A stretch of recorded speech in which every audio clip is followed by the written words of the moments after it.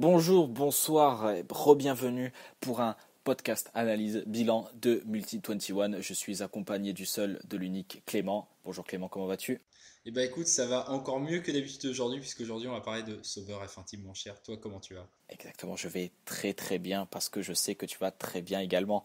On parle de la première partie de saison 2018 de Sauber Alfa Romeo Sauber F1 Team, son nouveau nom, qui est actuellement avant-dernière du championnat constructeur, mais avec près de 20 points. Clément, qu'est-ce qui s'est passé pour que Sauber ait autant de points? Eh ben écoute, j'avais très peur. J'avais très peur pour plusieurs raisons. La première, c'est que je me disais que finalement Toro Rosso, ça allait marcher avec Honda. Je me disais que Williams allait sortir les doigts du cul et que qui allait encore se retrouver dernier, comme en 2017, comme en 2016, si on oublie Manor, c'est Sauber.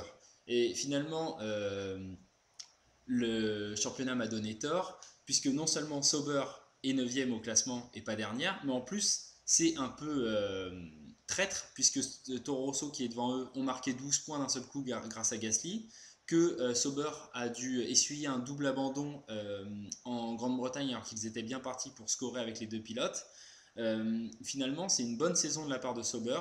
Elle est due à plusieurs raisons. La première, c'est Frédéric Vasseur, qui est arrivé en 2017 pour dégager Monisha Kettelbourg, qui était là à faire ses petits trafics, à prendre des moteurs de l'année précédente pour pouvoir exister, à faire des bouts de chandelle avec des sponsors comme CNBCS, des chaînes obscures américaines de sport. Vasseur est arrivé, a tranché dans le vif, a décidé de dégager Verline et tout l'encadrage Mercedes, c'était un peu couillu, et s'est mis en accord avec Ferrari pour faire venir non seulement Charles Leclerc, faire venir un moteur de haut niveau avec toutes les évolutions et faire venir des gens compétents de Ferrari, enfin du groupe Fiat, à travers l'entité Alfa Romeo pour développer la voiture. Au final, on a eu beaucoup de recrutement chez Sauber en termes techniques. Je crois qu'on a eu 50 employés en plus sur l'année, ce qui est assez énorme pour une écurie qui doit être de 400-450 employés à peu près. On a eu un duo de pilotes. Alors, un peu inégal, mais avec un Charles Leclerc qui touche les étoiles, qui est vraiment très très bon, qui a fait des très très bonnes courses, que ce soit en Azerbaïdjan, en Grande-Bretagne avant son abandon. Il a aussi été plutôt bon euh, dans des grands prix. Je crois que c'est en Espagne où il a été plutôt performant.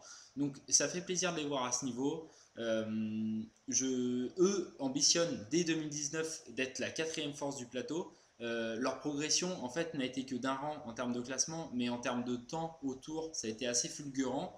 Ils sont sur une dynamique où ils ne faiblissent pas. La voiture est censée s'améliorer et marche plutôt bien avec les améliorations. Donc l'avenir pour Sauber s'annonce pas si mal que ça, surtout si le partenariat avec Ferrari continue. Mais va-t-il continuer? Ça dépendra aussi de Charles Leclerc. Oui, bah oui, Charles Leclerc, c'est un pilote de la Ferrari Academy. Et donc c'est ça aussi qui explique ce partenariat très étroit avec Ferrari, ce nouveau nom. C'est l'avenir de la F1, c'est l'avenir de Ferrari, Charles Leclerc. C'est sûr qu'il va pas rester éternellement chez Sauber. Mais bon, quand on connaît la politique des pilotes employés par Ferrari, il a encore un peu de temps devant lui, quoi, avant de passer chez les rouges. Euh, Après, d'un autre côté, il y a aussi Marcus Ericsson, qui est un peu comment dirais-je, un dernier vestige du Sauber des époques obscures, parce que les potes d'Ericsson, je ne sais pas trop comment les appeler, ont encore des parts dans l'équipe. C'est eux qui dirigent l'équipe aujourd'hui. C'est eux Voilà, qui ont placé Frédéric Vasseur à la tête. Et en fait, c'est les sponsors exact. d'Ericsson qui achètent l'écurie, comme Lawrence Stroll avec Lance Stroll finalement. Exactement, exactement. Parce que bon, je pense que vous savez très bien que il y a un petit truc qui explique le fait que Ericsson soit resté en Formule 1 aussi longtemps. Et donc oui, c'est qui possède Sauber quoi. Mais après, au final, il est pas si ridicule que ça. Ericsson cette année, il marque 3 fois des points. C'est presque aussi bien que sa saison 2015 où il avait scoré 5 fois, c'est ça. Mais c'est pas ridicule, hein. C'est 3 dixièmes places, non, une neuvième place à Bahreïn. Il y a ensuite une 10e place en Autriche et une autre 9e place en Allemagne. Bah, au final, est-ce qu'on peut vraiment jeter la pierre sur Ericsson cette année? Clément? En fait, on pouvait déjà pas la jeter l'an dernier, puisque l'an dernier, et ça me fait mal de le dire parce que j'ai une petite faiblesse pour Pascal Wehrlein que j'aime bien comme pilote, mais il y avait une certaine équité, enfin une certaine égalité entre eux en termes de performance. Ericsson n'était pas ridicule du tout par rapport à Pascal Wehrlein.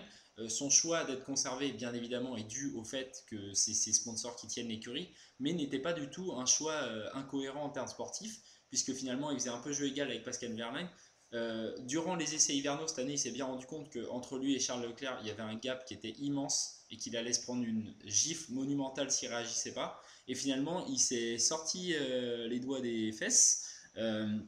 Il a réussi dès la deuxième course à scorer. Et finalement, depuis le début de la saison, en fait, il est régulièrement, alors pas dans le top 10, mais juste en dessous dans ces eaux-là, entre la 11e et la 13e place.